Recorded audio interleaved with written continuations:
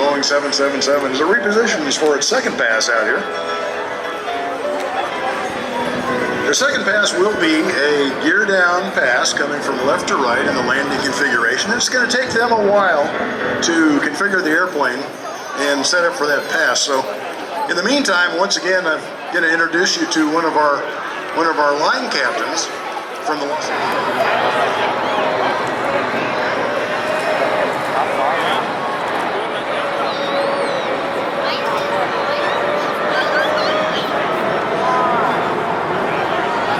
As he retracts the gear, pushes up the power, and retracts the flaps, John will reposition the aircraft for a head-on pass.